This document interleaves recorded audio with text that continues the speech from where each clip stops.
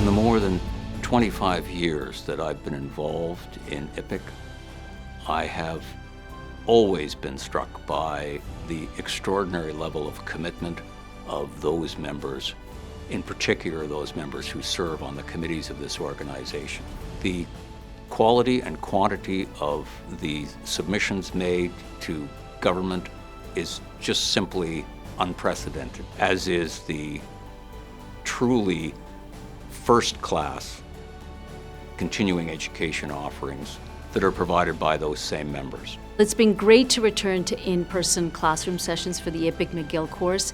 This year we had over 80 attendees from industry, law firms, and it was fantastic to see the change. I mean, when you're in a virtual world, it's very difficult to have those engaging discussions with the students, but being back in person allowed the students to ask questions and the faculty to really become engaged and involved in the learning process and the teaching process. So it was a really nice change and nice to get back at it in person. IPIC has a broad range of different education offerings for its members, whether it's webinars, roundtables, the annual meeting. It's a great place for resources and continuing professional development. So it's been fantastic to be part of it through the IPIC McGill course and through hosting or moderating various webinars. And I think our members see the value in the educational content that we provide. As the chair of the IPIC Conference Committee, my role is really to lead a group of amazing IP practitioners from across the country and across IPIC's membership to develop a top-notch program and really the best programming for the IPIC annual conference year after year. There's lots new this year, and that will make it stand out and exciting. One of the new things we've added are optional workshops that will take place on the Wednesday afternoon that are geared towards litigation skills and cross-examination, and also licensing skills that are targeted towards young emerging leaders in the IP profession. The roundtables are a huge success and very popular, so we've doubled the number. We've actually added a second day.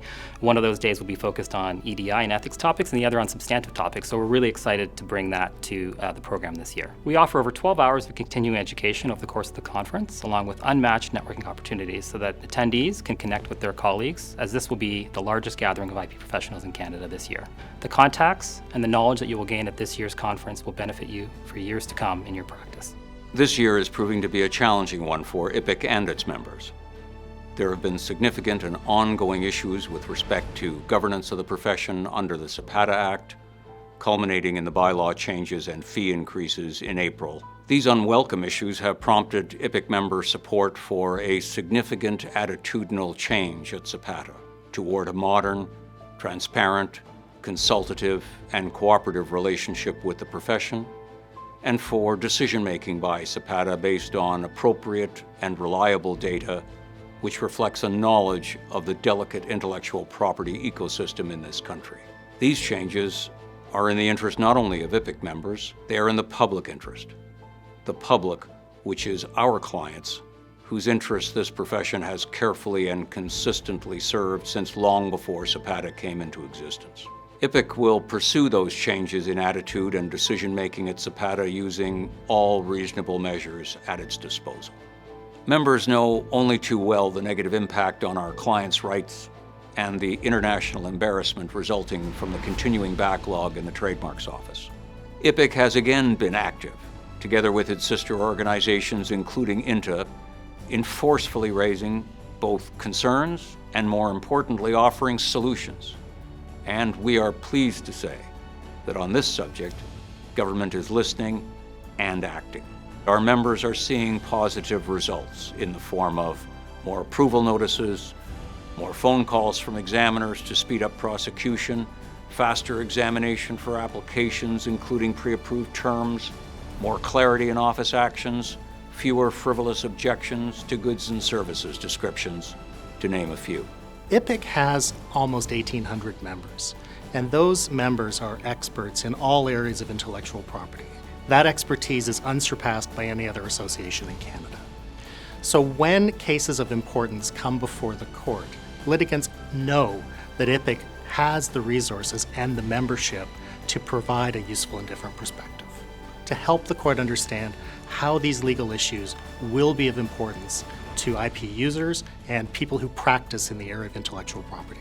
IPIC's commitment to members includes connecting them to potential clients through government-led initiatives. The IP Assist program is another of our successful efforts in fulfilling that commitment. This program, which pairs IPIC members with unrepresented small and medium enterprises for advice, support, and development of their IP portfolios, has so far resulted in over 200 engagements for IPIC members. And the goal, which we will reach, is 400 plus over the next 12 months. IPIC's EDI initiative, part of the strategic plan ending this year, has properly focused to date on ensuring IPIC's own house is in order, and that our policies reflect adherence to reasonable principles of equity, diversity, and inclusion. We have now partnered with Inspire, a well-known and experienced organization, to provide financial support and mentorship to Indigenous students, particularly those enrolled in the STEM subjects at the high school and university levels, so that we will ultimately bring Indigenous voices into our profession.